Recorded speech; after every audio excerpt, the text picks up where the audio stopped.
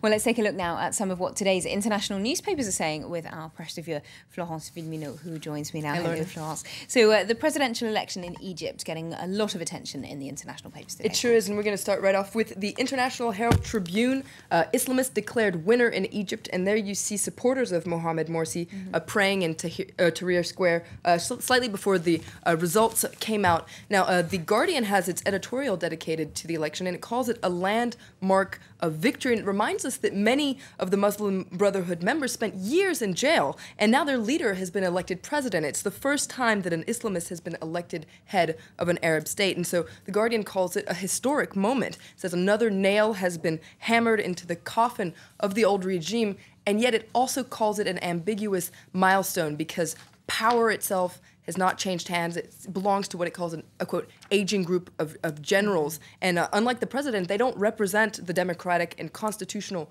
will of the people. Now, the editorial does, however, paint a very positive portrait of Morsi. They call him the perhaps accidental president, but says that he could turn out to be a very positive one. Now, it's interesting to note that there's an interesting article in The Independent by their Middle East correspondent, Robert Frisk, who paints a less positive portrait of Morsi. It says that he's no revolutionary, not that much of a nationalist.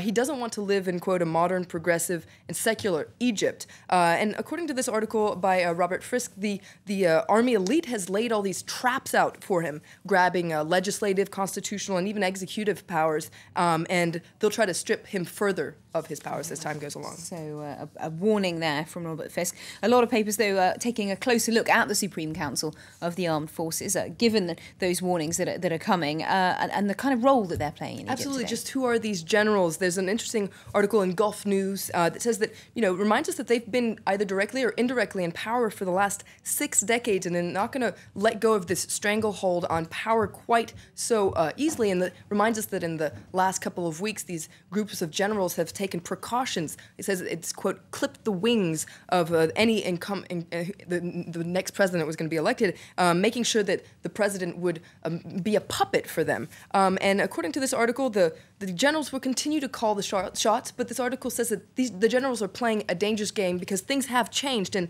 today this game could have disastrous consequences, not just for Egypt, but for the whole region, because today Egyptians aren't prepared to just stand and stare while their revolution gets stolen. According to this article in Gulf News, the generals could plunge Egypt into endless chaos, and it's time for them to pass the baton onto the elected representatives. Okay, well, we're going to move on to staying in the Middle East a little bit.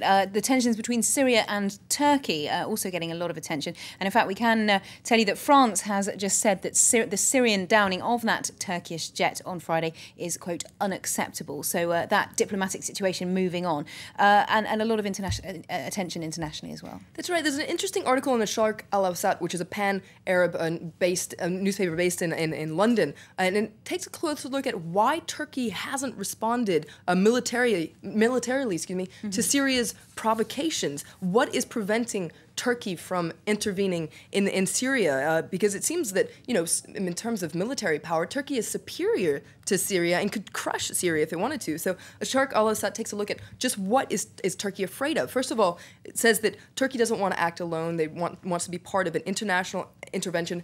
Domestically, Turkey fears that if there's a war in Syria, it would open new fronts at home with a Kurdish and Armenian opposition separatist movements. Turkey also fears any kind of terrorist groups that could fill the vacuum, and there fears that if the Syrian regime managed to survive, they could conspire against Turkey later. Okay, so lots of different factors to take into account. Moving on a little bit, the 2012 Olympic Games in London, just around the corner now, and a surprise move over those from Saudi Arabia. They are going to allow women to compete in the Games. First time in the country's history, and this comes after the International Olympic Committee was facing all sorts of pressure to ban Saudi Arabia from the Games because Saudi Arabia was going against the Charter's pledge to equality, because you've got to know that the regime severely limits women's ability to undertake a physical activity. For instance, in 2009, they closed private gyms for women. According to critics, they're denying women's rights to sport. Now, this decision was backed by the king, and there should be one female contestant in the horse jumping competition. Her name is Dalma Malis, and she's 18 years old. Okay, we will look out for her, and hopefully perhaps more Saudi athletes in the years to come. Thanks very much indeed, Florence, for that look at today's international press.